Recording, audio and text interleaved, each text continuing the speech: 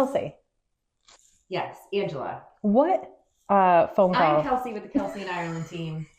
This is Angela Mulcairn, our Director of Operations. We're going to talk a little bit today about whatever Angela has on the agenda. Okay, but can you do that again without me laughing?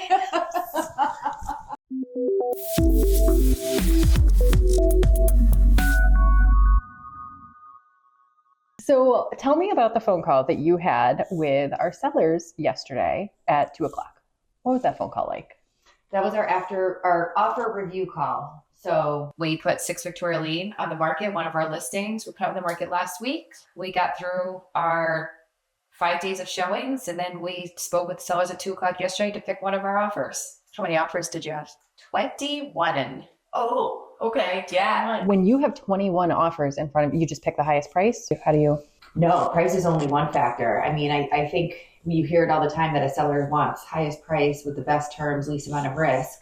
And that's true, but what does that all mean? Yeah. So I think we break apart the shell of the offer. So an offer is constructed with certain terms, one of them being the purchase price, deposit, what contingencies, are they doing inspections, mortgage contingency, what type of mortgage, appraisal, are we going to have a conversation about that? When's the closing date? What are the dates of this contract? So we have to take what our sellers and what their goals are when selling the property, because every seller has different goals. I think the overall goal that most seller is looking for is, again, best price, best terms, but that's very broad.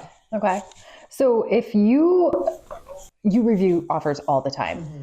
How do you use what you see in other offers to help your buyers when you're submitting offers for them? So that's a great question. And I think that our experience with advising and consulting our sellers when we are putting their house on the market and reviewing offers, and having that perspective really helps give our buyers a competitive edge when they're submitting offers, because we sit in that seat all the time as to what's important to a seller.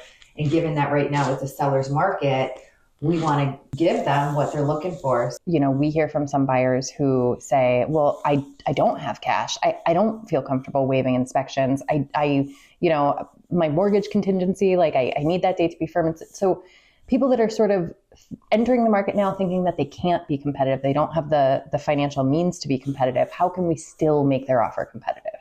Well, my favorite answer in real estate is always, it depends. So depending on the buyer that we're working with is going to tell us as their buyer agents how we are going to represent them, what tools do we need to use in order to get them into a property.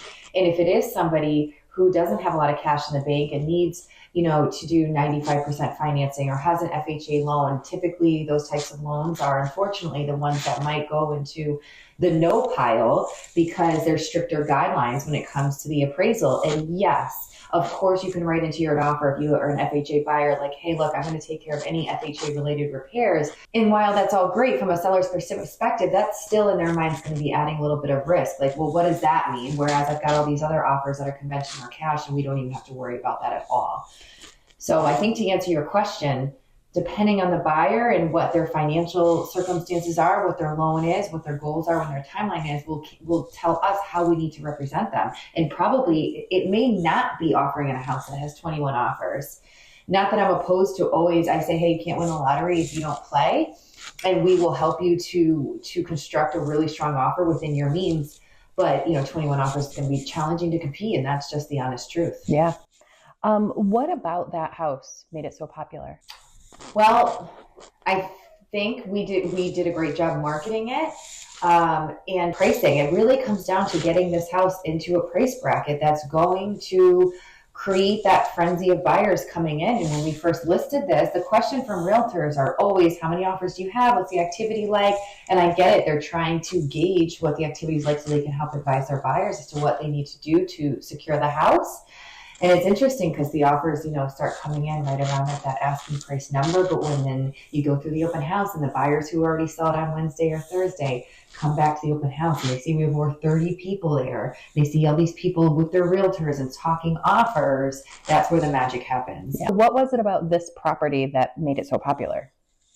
So I don't think it's about anything about this particular property that made it so popular. It all comes down to putting this property in the right price bracket and making sure that the house is prepared accordingly so that you're going to really create this frenzy. And so to use the pricing strategy as one factor as to what made this house so popular, it's an affordable price point in a town that a lot of people are looking to get into. They come, they see it with their realtor on Wednesday, Thursday, they fall in love with it, they start talking about an offer, they come back a second time to the open house. They see all these other people who are interested in offering on it. They're calling their realtors right from the open house, and that's where the magic happens. That creates this 21 offers and selling for, a lot more over their asking price. So you don't think it was primarily the Easter Bunny video? I don't think it was. I think it was a lot. But I think it was a lot. Certainly helped. Cue the Easter Bunny video. I was not the Easter Bunny. I just want to make that known. So when did we sign this listing agreement? When did we start working with these sellers?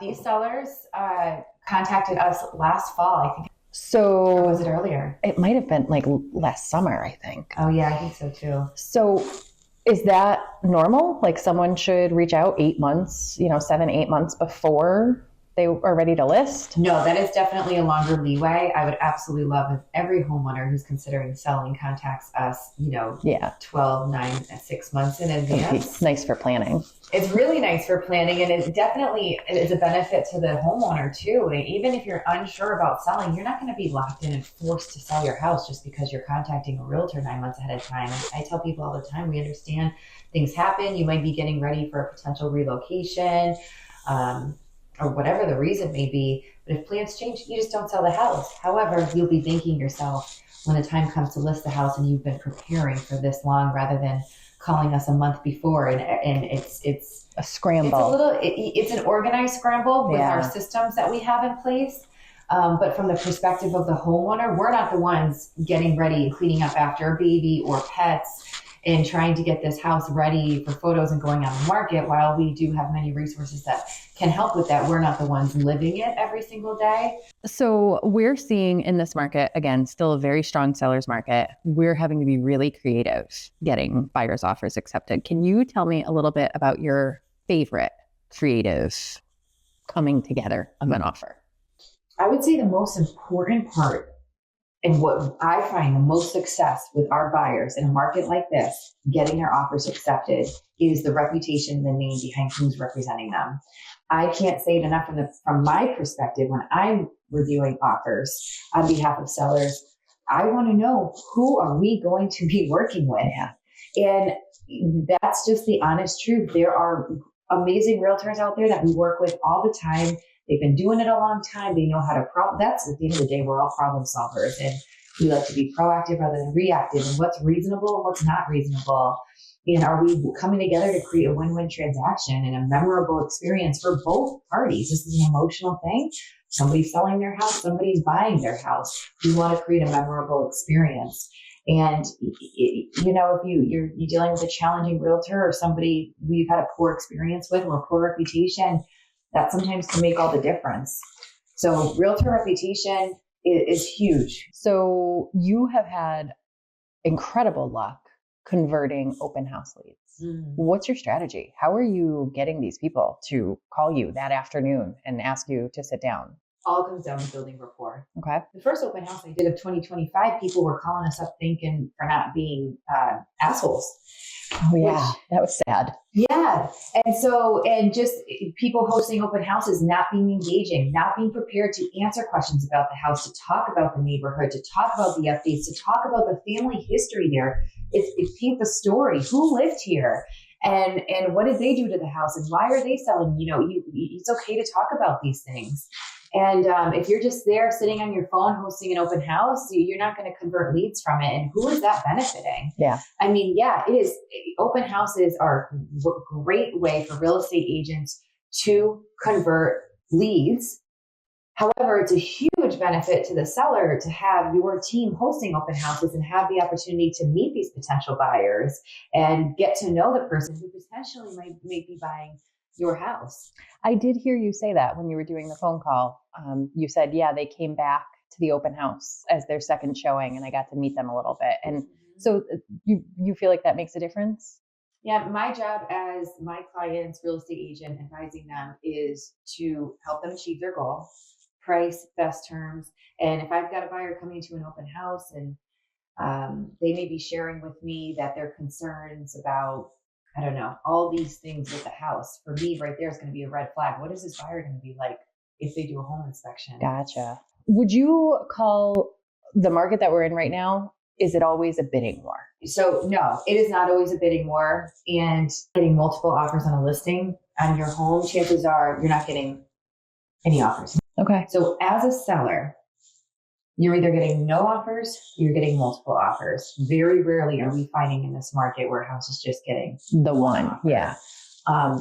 If it's within a certain days on market. So this is a very fast-paced market. Anything, I tell my buyers that, hey, look, if you see a new listing come on the market, it's been on the market for less than 7 days, I just want you to start training your mind to tack on 10, 20, 30, 40, sometimes more than that onto the asking price so that they can go in mentally prepared with what they would have to offer to have a chance at this house. But anything that's been on the market over even 10 days and 14 days and especially 30 days, if I'm seeing a house sit on the market, I'm keeping my eye on that. And then my buyers are going to have an opportunity to truly negotiate and not have to be put in a position where they've got to basically enter an auction. Yeah. Now, what if you're in that other situation? What if you're someone watching this right now and your house has been on the market for, let's say, 22, 23 days, you've had a couple showings, you've had no offers. What are they supposed to do? I mean, in general, rule of thumb is that 10 showings, I would say a week. It used to be 2 weeks, 10 showings or a week, whichever happens first. If you don't have any offers, we've got to really dive into the feedback. So if realtors are not providing feedback, call them up, say, hey, we should be able to help each other out and give real honest feedback of what we and what our buyers felt about the listing. Is there any concerns with the house? Does anything smell moldy or musty? If you can smell it, you can't sell it. And so, if I'm having feedback from buyers that a basement had a certain stench to it, we want to get in and address that right away, kind of stop showings, figure out what's going on. But most times it usually will come down to price, because the only reason that house isn't selling is because it's priced too high. And how do you figure out what a house should be priced at? What goes into that? Experience, data, really understanding the market. You could take any town in this local area and you could take a house in the same exact house in one part of town, put it in another part of town. It's going to be valued differently. And so really understanding the market, understanding the numbers. Now, the clients that you were talking to yesterday about their offer had some really good questions about appraisals. Mm-hmm. Tell me about your appraisal thoughts on that. Appraisal is going to always be a concern if we are not working with a buyer who's cash and there's no appraisal, or a buyer who has essentially said, hey, look, we're going to buy this house at the price that we're offering you, regardless of what it appraises at. And then we verify to make sure that they have the funds and the means to make sure they cover up any discrepancy between the appraised value and the purchase price. So with appraisal, I think I start by really emphasizing how important it is that your real estate agent, if you're a realtor, that you are showing up to the appraisal and you're advocating every single penny that house is worth, and that all of the updates. No detail can possibly be too small to share with an appraiser. And I think just by the single act of showing up to the appraisal, that appraiser is going to take you more seriously and show them that you know what you're doing. I just had an appraisal last week, and the appraiser just was giving me such kudos for being there, for knowing the market, for talking to her about the comps, for telling her all the upgrades we did, sharing with her every single penny that the sellers put into this house, both through their years living there, and then from the moment that they hired me, what we put into the house to get the offers that we did. Talk about how many offers we had. Talk about other listings that I've had experience with in the neighborhood. So appraisals, you want to show up, advocate for your seller, justify, get a list of updates, what's happening in the neighborhood. And in the case, if you're a seller reviewing offers and you're nervous about appraisal, but that offer is significantly higher than any other offer you have, take the chance. So what happens if a house doesn't appraise? So when it comes to appraisal, the very first thing is to do all that you can do as a seller and as the real estate agent to get that house to appraise. Coming prepared, with comps, all the updates of the house, everything that was done to prepare for sale, how many offers you had, how many showings you had. In a low inventory market, there may not be a lot of sales for this appraiser to even get comps from. Sometimes I'll even go as far as looking at the public records for any off-market sales that appraiser doesn't have. Gotcha. And again, these appraisers, they go do the inspection, and that's the part that I'm involved with meeting them there. But they have to go back to their desk and compile a very large report using the comparable sales approach. And so I want to make their job as easy as possible for them. And so if I can show up and give them a digital and a hard copy of all the updates and all the comparables, and if I'm making their job a little bit easier, it's going to be beneficial to our seller. Okay. So start by controlling what you can control. And then if the appraiser just cannot get these numbers to work and can't justify the price that we sold the house for because there is no market data to support that, I'm going to know that ahead of time, and I'm going to set the expectation with my seller to say, hey, look, if it doesn't appraise, these are going to be the possible outcomes and the possible avenues so that they're prepared that if that moment happens, they're not feeling like they just lost $10,000 out of their checking account. Got it. So all of these contingencies, they're essentially negotiation points. Yeah. And there's a solution at every transaction essentially is going to be negotiable up until this deal is closed. No matter what language is written into the contract or offers, and of course, a lot of that can be protected for the buyer or the seller, depending. But until that house closes, there's going to be negotiations. Well, the more that you can negotiate on behalf of your client prior to signing an offer, purchase, and sale, the better you will be putting your client, the better position you'll be putting your client in. Yeah. Tell me how it is that we put 2 houses, 4 units together, off market, out of nowhere. It happened seemingly. Well, not out of nowhere. It was out of nowhere to me. All of a sudden, I had 4 files. Yeah, this was a fun transaction. So when sellers are hiring us, we do have them meet with our stager and we have them get the house ready for photos. And sometimes that process can take a week, and sometimes that process can take a year. It all depends on the client. In the meantime, I'm already working for my seller. And so all of our sellers are signing what we call a non-MLS listing agreement, so that if through our work in the industry and through talking to different homeowners and different realtors, if there's a buyer who's ready, willing, and able to buy their house and wants to write them an offer, we will pursue that. So in this case, my sellers were getting their house ready for the market. In the meantime, they're moving into their house down in Kentucky. They're trying to go back and forth. Photos kept getting delayed. They kept getting increasingly more stressed out. Well, we had our coming soon sign up in the neighborhood. And so we had somebody in the neighborhood see the sign, call us up. She said to me, my husband and I said, we will only sell our house, which is 10 doors down, unless for this house, if it ever comes on the market, this is the house we want. So talk to my sellers, absolutely, bring them in. We made sure they talked to my lender, so we vetted them, making sure that they were qualified to buy this property, took them in for a showing. And at the same time, another buyer called me up, also being interested in the details of this house. Well, turns out this particular buyer said, okay, that house is everything I want, but it's 3,500 square feet. I want something that's 2,500 square feet. Well, just turns out that the buyers who want to trade in their 2,500 square feet for the 3,500 square feet house also has to sell their house. We brought this buyer into their house, also very, very well qualified, went to our lender, vetted him, and we were able to just create a win-win-win for 3 different families. And it has been incredible. And I think that setting that expectation with all of these clients to say, hey, look, this is the opportunity you have at your fingertips. And so these are the expectations as we work through this transaction. Because at any moment, either one of these clients can decide, I am going to list my house and see what the open market brings me.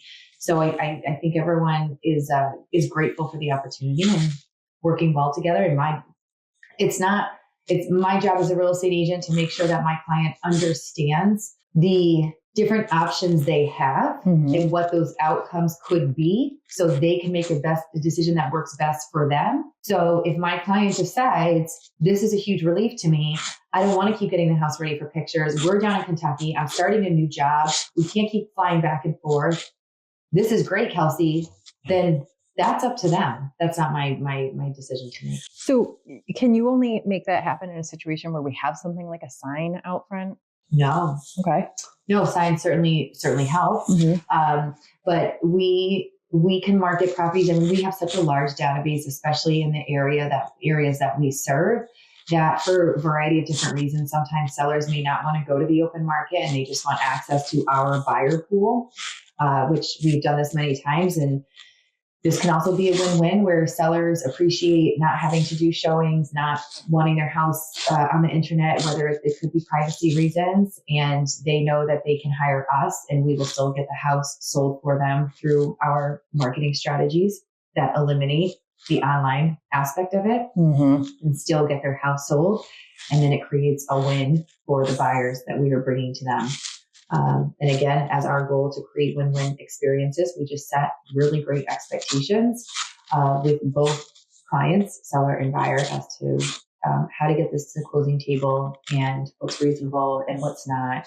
And That brings up a good point, though. And I don't think this is ever really something that I've discussed with you, but I can see why people would be wary of having photos of their home plastered. Like, how do we make sure that this is safe? How do we protect our sellers during this process? That's a great question. First and foremost, I like our sellers to understand and to change their mindset from when you are selling your house, your home becomes a product that is being marketed online. And so with the help of our stager and our team getting your house ready for the market, removing personal family photos and any valuables, medication, the reality is you are going to have people coming in your house if you choose to do the full listing experience. And we need that. And if you take our guidance and we leverage the market the way we do, we may be able to have to go through this showing process of a week or less, which is great. But yeah, your family home and all these years of memories that you have now becomes a product that's being marketed online. So I think that our team does a really good job of just setting the expectation. And then when it comes to open houses, safety is always our top priority. So we staff multiple people at all of our open houses, make sure that everybody signs in. I've had doors slammed in my face before for not allowing people to come in because they won't provide contact information. Believe me, if you do not want us marketing to you, we will not market to you. But out of the safety for our clients and us as real estate agents, it's really important that we make sure that we are signing everybody in, doing things the right way. Have you ever had a problem? Yeah. And as for anybody, I mean, there has been real estate agents that are men that have also been victims, but certainly as a female, it's absolutely terrifying. And early on in my career, when I was doing these open houses by myself, I can't tell you how many times I found myself with the shakes and not understanding just the standard safety procedures of never going in the basement with somebody and making sure you always let somebody up the stairs first. So yeah, I take real estate safety very, very important. And if somebody doesn't like it, too bad. They don't need to come through the house. And if you have a real estate agent, call them up and have them do a private showing.